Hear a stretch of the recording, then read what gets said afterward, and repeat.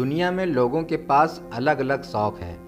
ऐसे अजीब शौक़ ही उन्हें एक दूसरे से अलग करता है। मध्य अफ्रीका के रवांडा का रहने वाला एक शख्स का ऐसा ही एक शौक़ है जिसे देखकर आप भी चौंक जाएंगे। मैं सुधी गुप्ता, मैं आपका अपने चैनल ब्लिसफुल भारत में हार्दिक स्वागत करता हूं। तो आइए चलते हैं और मिलते हैं उस अनोखे शख्स से।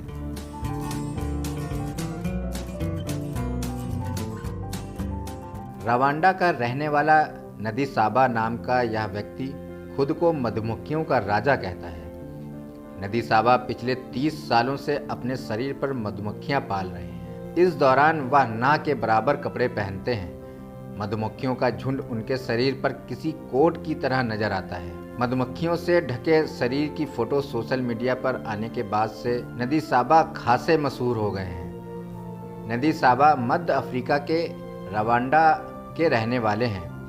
नदी साबा अपने खुले शरीर पर मधुमक्खियां पालन करते हैं। खुद को यह शख्स मधुमक्खियों का राजा कहता है। खास बात यह है कि लाखों मधुमक्खियां अपने शरीर पर पालने के बाद भी आज तक एक भी मधुमक्खी ने उसे नहीं काटा है। मधुमक्खियों से ढके शरीर की तस्वीर सोशल मीडिया पर वायरल हो रही है।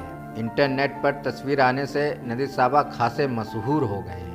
आज तक मधुमक्खियों के नहीं काटने की वजह से लोग आश्चर्यचकित हैं। नदी साबा बताते हैं, मधुमक्खियों को नियंत्रित करने के लिए मुझे सबसे पहले रानी मधुमक्खी की तलाश करनी होती है। फिर उसके जरिए मैं अन्य मधुमक्खियों को आकर्षित करके अपने शरीर पर रखता हूँ। इस टेक्निक के जरिए वे पूरे के पूरे छत्ते की मधुमक्खियों को अपनी ओर खींच लेते हैं। रानी मधुमक्खी को खुद से जोड़े रखने के लिए वे अपनी कमर के चारों ओर एक तार के टुकड़े की मदद लेते हैं। इसके बाद बाकी मधुमक्खियां अपनी रानी की रक्षा के लिए उसकी ओर आती हैं, उसके चारों ओर ढाल बना लेती हैं। नदी साबा कहते हैं, मैं मधुमक्खी पालना अच्छे से जानता हूँ, लिहाजा वो मुझे नहीं काटती हैं। नदी साबा अपने इस असामान्य कौशल के कारण मशहूर तो हैं ही, वे इन मधुमक्खियों द्वारा इकट्ठा किए गए शहद को बेचकर खासी कमाई भी करते हैं। मधुमक्खियां उन्हें काटे ना, इसके लिए समय समय पर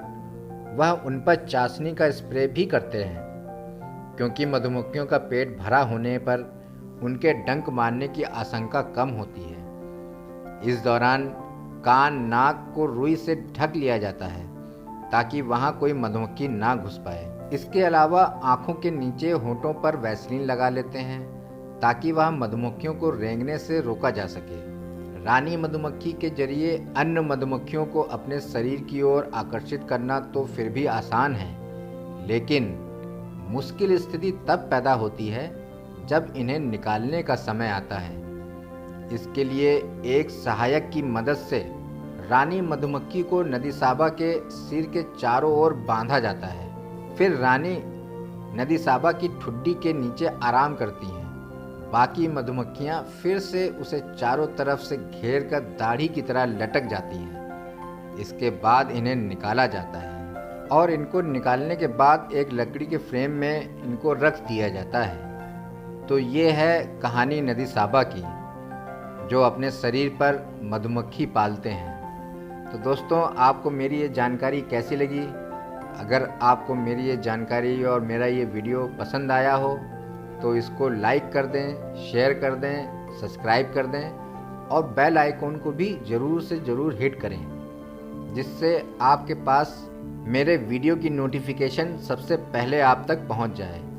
तो आप अपने दोस्त को इजाज़त दीजिए। जय हिंद, जय भारत।